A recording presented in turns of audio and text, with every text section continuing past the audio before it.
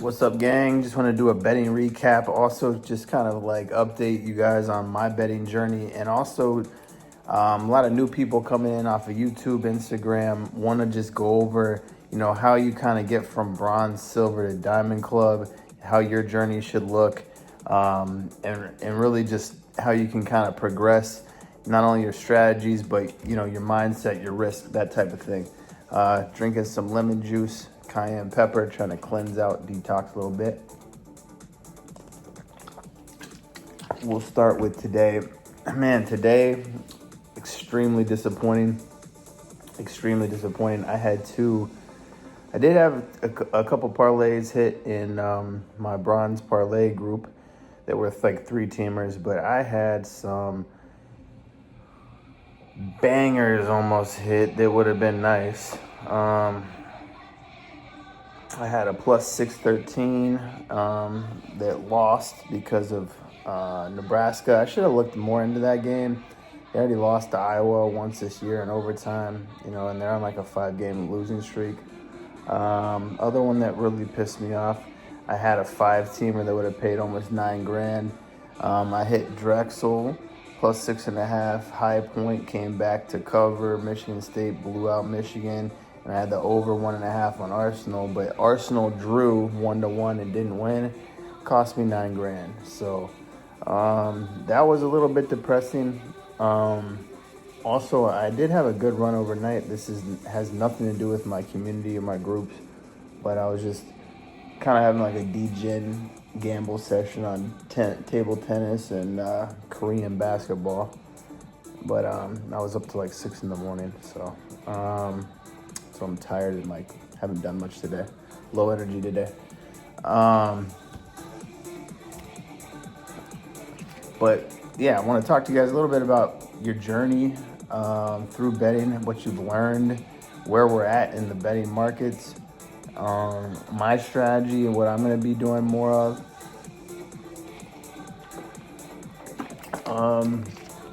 I have been doing pretty good on parlays for my parlay clients, and I've gotten a little parlay happy with myself.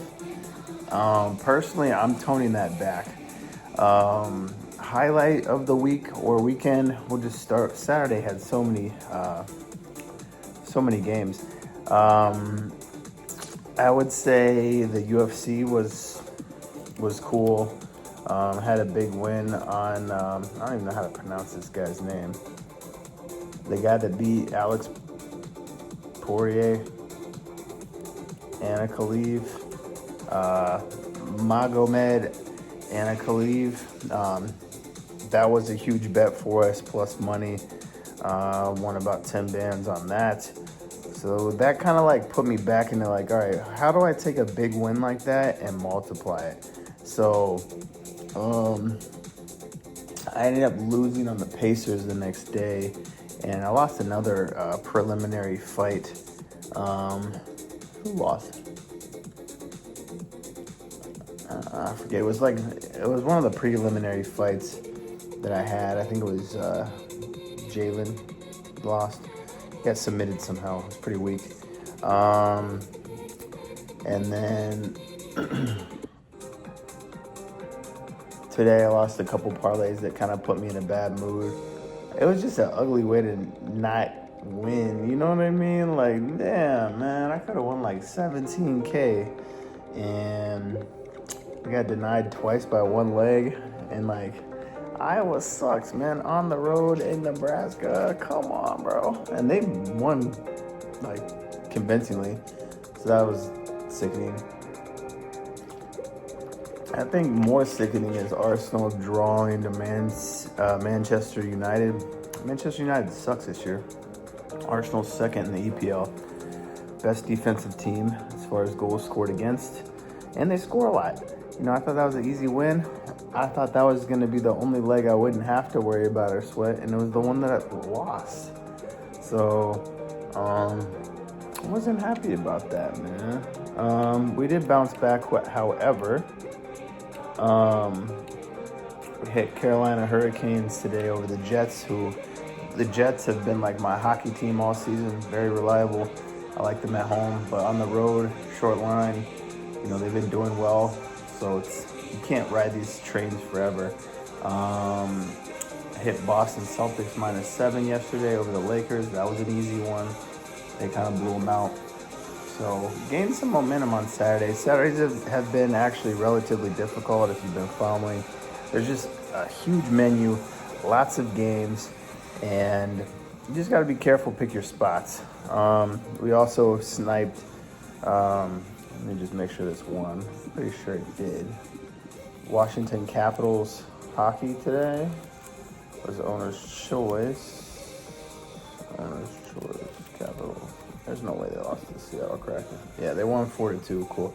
So that owner's choice live snipe. So these are more in my Diamond Club and Max Bet section. So if you're new and you're like, hey, which package do I need to buy? If you're building your bankroll, I would do either the parlays to get your feet wet, and I try to send some straight bets and max bets to your parlays. Like if you're in the parlay section, I know you're building your bankroll. Like I don't feel sorry for you, or maybe I do, but I'm trying to help you build and get to the next level. Ultimately, you need to be focused on the monthly package.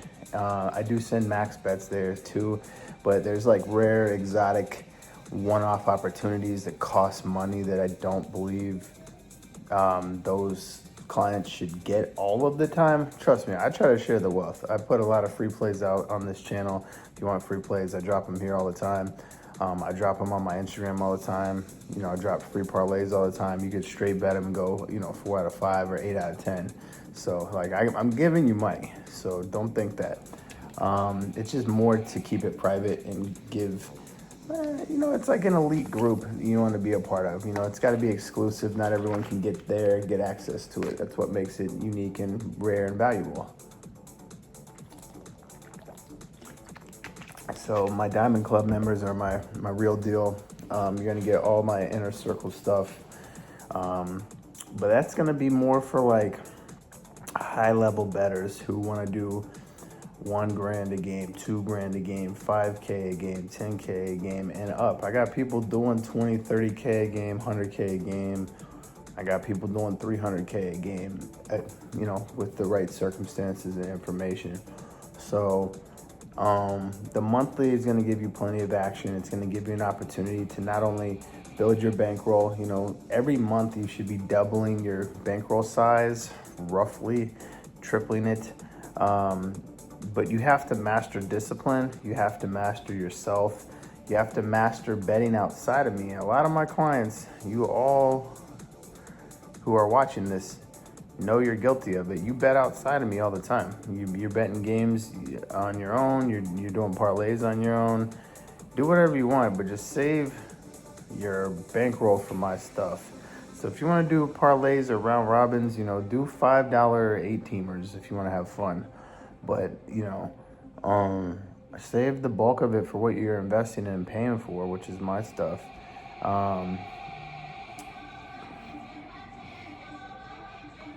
What else we got here? So that's that. As far as like the betting markets and where we're at in my journey, I would say I'm just trying to snipe high quality plays. Very, very focused, locked in, very disciplined. I'm consciously trying to lower the volume of plays and up the quality. So I'm only really looking to drop like 2 to 3 plays a day, and that's plenty. And not all the time will you get an A play or a max bet or like owner's choice or something like that. So those are going to be my bigger bankroll clients that want to slam games. You need to hang out in Diamond Club. If you're a big time high roller or you want to bet big, you need to be in Diamond Club. No ifs, ands, or buts about it. That's the information and games you need and want and got to get your hands on. Monthlies are more just to see, like, if you don't know me, I understand you probably want to like progress up and you want to see like how I perform. I will still drop max bets in the monthlies and the parlays. Like I try to show love. I'm not going to do it all the time. But, I try to give you a taste of what it is to be like in the next tier of being a client. personally, I'm gonna scale down my parlays. I've been parlay crazy and happy lately. You know, I'm just launching $1,000 parlays, 5-teamers. You know, I'm just trying to hit big. Kind of getting out of that. Tone it down, scale it down. I rather bet bigger, like 5 or 10 grand a game, but less often. So even I might pump the brakes on myself. I might tone down my per game unit, you know, to 500 or maybe $1,000 a game to save up for or more reallocate funds towards my owner's choice or, you know, my max bets. So you want to put those units or that big bankroll into those plays, because those are going to be historically like 68% or higher, you know, teetering 70%. They're very good off of a loss. So sometimes, you know, a lot of people want to jump off the porch or they just want to come up. I have, you know, a couple things that I pay attention to. Like once I'm hitting my max bets, like after 1, 2, 3 max bet winners in a row, I'm starting to like get weary about the number, the fourth pick or the fifth pick. Like there's a loss coming there. So after 3 or 4 straight winners on the max bets, I'd be a little careful, maybe even scale it down until I lose again. And then same thing goes with, there's not a lot of times, I can't remember in the last few years where I've lost back-to-back max bets. I'm sure it's happened once or twice, but it's so rare that and I remember losing more than winning, so it's not me trying to like hide stuff here. Looks like Chewy wants to say hi. Come here, buddy. Gave him a haircut, buzz cut. Yeah. But it's not me trying to hide my losses. It's more, I just don't remember the last time I lost 2 max bets in a row. You know, maybe you guys can remind me. But coming off, you know, situational betting, coming off of a loss of a max bet would be a good time to maybe scale up your units a little bit. So you have to almost time me and learn my patterns and kind of how I bounce back and what sports are better. So you have to like learn the information that I'm giving you and apply it. And you almost have to study the patterns of me and making yourself better. So you can't just take everything at face value. You know, they're like, I've been saying it all season, all year. NBA is fucking difficult, man. We're not gonna hide it. We're not gonna sugarcoat it. I've lost plenty of money on NBA. Full transparency, I'm down massively on NBA. I say that every video. I don't think I'm gonna get in the green on NBA this season. Maybe playoff time, but playoff time's a little bit more predictable, and you know, they play defense and they actually play hard. But man, you know, Celtics was a spot. I like the high spread. Lakers had been winning. Lakers had been covering left and right, like back-to-back games. Celtics at home. I think a lot of people were on the Lakers for that game. Now, one thing that I have brought back a little bit, because we always go back and forth on this public betting and money thing. I did give out all underdogs one day, and I think they all lost, but they were like plus 290s, plus 275s. There's like 4 of them, and 2 of them almost hit. But what I'm looking for, I'm kind of doubling back on the whole public and percentages and money spread percentages between the money line and the spreads. And what I mean by that is I used to take it as face value. Then I got away from it. Then I'm bringing it back. But when you're analyzing this data, keep in mind, I would say the number one factor is there's just certain teams that are better than certain teams. Let's just say that, and we'll use today Michigan State versus Michigan as an example. Michigan has been losing to me, and I've watched them a lot. I've been on both sides of them. But they're just not as good as Michigan State. Not even close, right? They're just not close. Even if the money was all on Michigan State, money line and spread, it wouldn't change how I would look at that game because Michigan is a clear-cut inferior team to Michigan State. I think this is more applicable to NBA, but it doesn't happen as much as you'd think.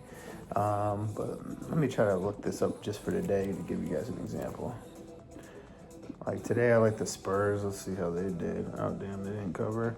What was the other game?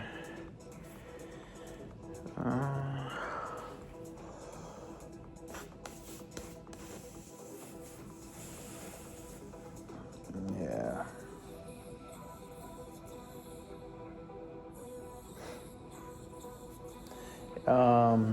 Let's take a look. I'm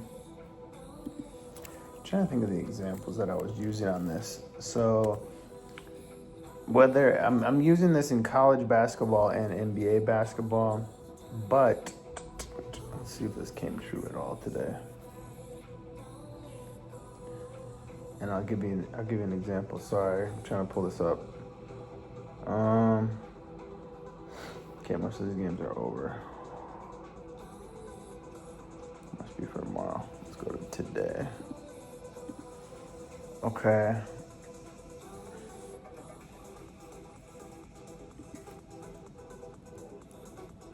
I don't think any of these are gonna qualify, but here's what I'm looking for. Here's the magical sauce, and these are not on here. But yeah, so there isn't one in NBA, but I would say like what's a public betting trap, and I'll use, for example, the last time I saw this, it was Texas A&M at home versus Auburn, number one team. You know, A&M is only like top 25. I mean, they're like 22 or something. But here's what it was. It was a public betting trap.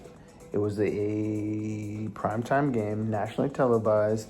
And on the spread and the money line, it was 90% on bet percentage and money percentage on Auburn to cover the spread, as well as Auburn to win money line. So 90% here, 90% here. So I'm thinking to myself, I'm like, what's up, Chew? I'm thinking to myself, man, if Texas A&M can pull this thing off, it's going to be like a rug pull game. So that, I look for like rug pull games. And it doesn't happen all the time, but that's how I identify those. And I started off hitting a lot of them this past week. I kind of like, I got back in the lab a little bit, and I'm like, I need to stop being lazy, and I need to be putting more time and effort into data and, you know, certain trends that I used to do. So I'm bringing that back, and that's been pretty good. Closest thing to it we can look at into would be, we'll just look for the most, I would say, discrepancy in money and numbers. Like largest differential. So tonight, I would say if I had to pick one, this is a free play. My free play would be based on the numbers and the money flow. You would go with, I mean, technically Dallas would have been a play, and I know they didn't cover, but they would qualify for this. But what I was really looking at, they were basically 91% money line and 76% spread. So like Dallas should have covered that game, and it was very close. It was down to the absolute wire. Here would be my next one. I would say you could take Portland Trail Blazers to win and cover.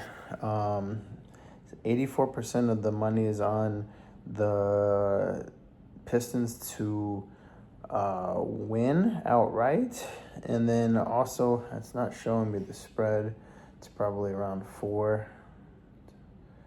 Let me see what the spread is today.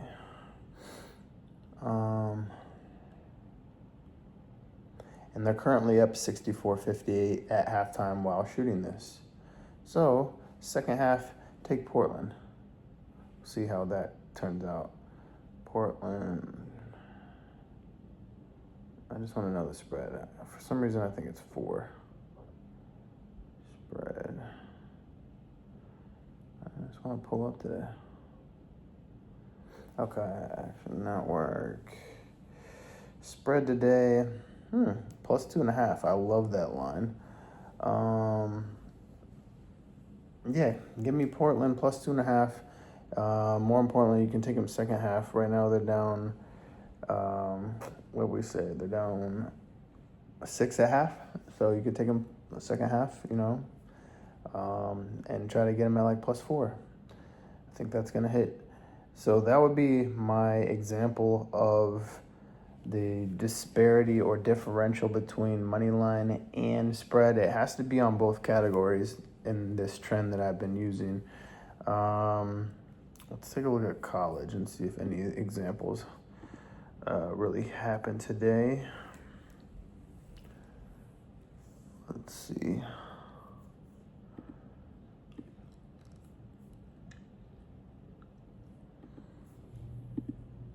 I wish I could sort it.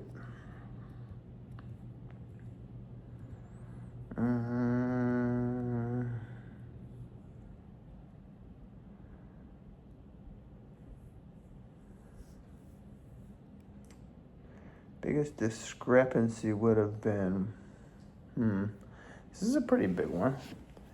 I would say Washington versus Oregon, and I bet Washington covered. Take a look. I don't know what the spread was. The Oregon won by 7. I wonder if that was more or less.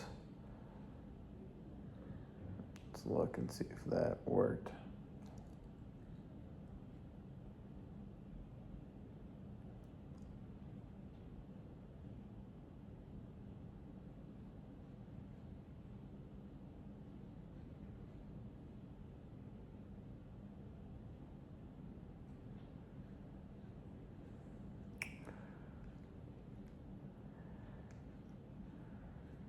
Okay.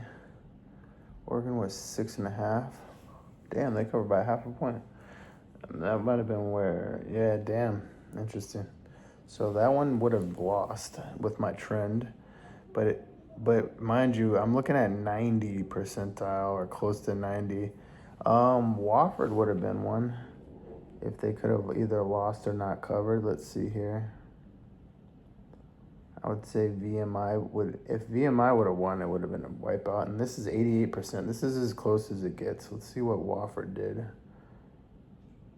Oh, they smashed them, so I would have lost. But mind you, I look for 90s only, so none of these technically qualify. These are just as close to those metrics as possible. So it would not be a play unless it was in the 90th percentiles. But I mean, Wofford was close. It was 88% and 87%. But at the same time, they got to be like 6 or 7. Let me see. They got to be like closely competitive. But let me just see what that was.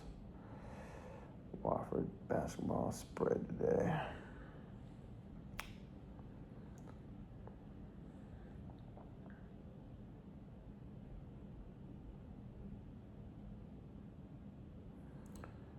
And it won by 20. So my trend didn't show up at all today. But keep in mind, the NBA didn't have that much discrepancy or like big differential on the money. And college didn't have one either, but closest one would have been Wofford. I just want to see what the line was.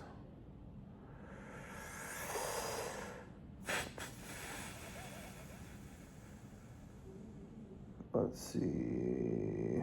All right, I just want to see what the spread was. Okay, so it was 10, and they won by 20. So not really applicable because those teams aren't like evenly matched either, or like somewhat close So I don't have an example on that. Sorry to be confusing, but I look for 90% or better on money line and spread. Have to be like somewhat closely matched or evenly matched as well. That's pretty much all I got. But yeah, so we hit big on the UFC fight. We've got a new Russian champion. That was big. We've been laser focused on our max bets, owner's choice, very, very high quality plays. That's going to get you to build your bankroll from bronze to a monthly package to Diamond Club. We're getting away from, parlaying more for fun, not throwing around a lot of parlays. And we want to get back to slamming games, slamming max bets, and that's how we're going to really build and take it to the next level. So I hope this helps with strategy. I hope this helps with on what packages you need to buy based on your bankroll. If you have $2 to $5 grand, I would do my monthly package or parlays. If you've got $5 to $10 grand, I would do Diamond Club. I hope this helps, and also don't forget to have a nice auto fade, which I got a new one.